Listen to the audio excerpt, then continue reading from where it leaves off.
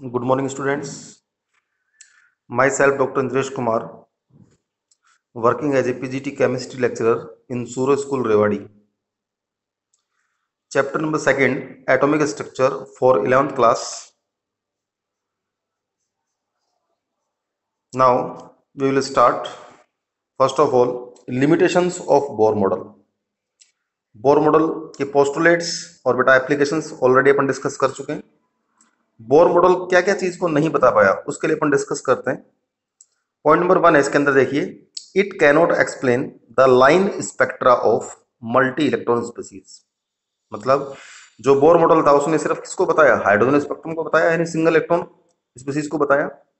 Second point important है, ध्यान रखना, it cannot explain the splitting of spectral lines in the presence of magnetic field, जिसको अपन क्या बोलेंगे, Zeeman effect, and in presence of external electric field, इसको अपन क्या बोलेंगे, स्टार इफेक्ट. तो कई बार पूछ लेता है क्वेश्चन, ध्यान रखना, अगर मैग्नेटिक फील्ड की बात करें तो कौन सा इफेक्ट आएगा, जीमान इफेक्ट, और अगर बेटा इलेक्ट्रिक फील्ड की बात करें तो कौन सा इफेक्ट है, स्टार इफेक्ट. तो ये स्प्लिटिंग को भी एक्सप्लेन नहीं कर पाया.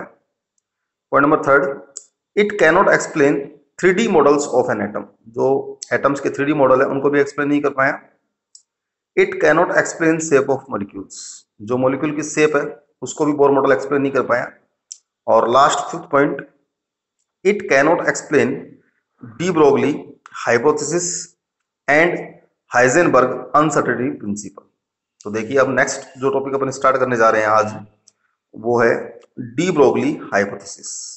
इसके अकॉर्डिंग देखिए क्या है, it state that every particles of the universe, it states that every particles of the universe, whether microscopic or macroscopic, have dual nature associated with it, that is particle character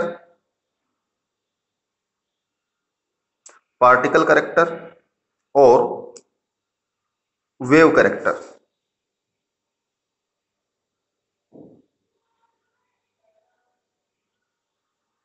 हाँ जी, तो according to Planck quantum theory, जो पहले already अपन discuss कर चुके हैं, E equal to क्या होता है बेटा, h nu. Next one, according to Einstein equation, वो होता है बेटा E इक्वल टू mc².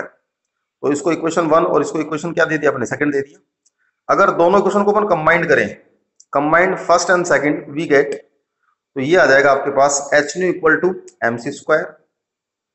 अब वी नो दैट न्यू जो होता है यहाँ पर वो क्या है, फ्रीक्वेंसी है, तो न्यू क्या होता है, c बाई लैम्डा. तो जैसे अपन इस न्यू की वैल्यू को पुटअप करेंगे यहाँ पर, तो h c by lambda equal mc². और अब क्या करें इसमें, देखो ये c से एक c कैंसिल हो गया, तो बचा क्या, h by lambda equal to mc. ठीक है, और अब बेटा मैं यहाँ पर c की जगह पुट कर रहा हूँ किसको, v को, वेलोसिटी को. तो h upon lambda equal to क्या आ गया, mv आ गया. ठीक है, mv को मैं इधर ले आऊं तो h upon mv equal to क्या हो गया, लैम्डा. ठीक है, और लैम्डा इक्वल टू क्या बोल सकता हूं मैं, h upon p, because we know that जो p होता है वो क्या होता है, mv होता है, मास इनटू वेलोसिटी, क्या बोलते हैं, मोमेंटम. तो देखिए, it gives an inverse relationship between p and lambda. तो देखिए, जो p मोमेंटम था is characteristic of particle character, and जो लैम्डा वेवलेंथ है is characteristic of wave character. तो ये डेरिवेशन फॉर्मूला ध्यान रखना, लैम्डा इक्वल टू क्या होता है, h अपॉन p, या लैम्डा इक्वल टू क्या होता है, h अपॉन mv. ठीक है, अब इसका अपन डिस्कस करते हैं आगे, significance of D Broglie hypothesis. तो सिग्निफिकेंस डिस्कस करें तो इसके लिए एक सिंपल क्वेश्चन लेते हैं, calculate the wavelength associated with a ball of mass 0.1 kilogram moving with 60 metre पर second and electron moving with the same speed. तो देखिए, अभी जस्ट अपन ने डिस्कस किया, वी नो दैट जो फॉर्मूला कंसीडर करेंगे तो क्या करेंगे, एच अपॉन mv करेंगे. तो पहले मैं बेटा बॉल के लिए बात कर लूं, तो h की वैल्यू प्लैंक कांस्टेंट क्या रखी है आपने, 6.626 इंटू 10⁻34 अपॉन मास दे रखा है 0.1 इंटू v 60. तो सोल्व करने पर आपके पास आएगा 1.1043 इंटू 10⁻34 मीटर.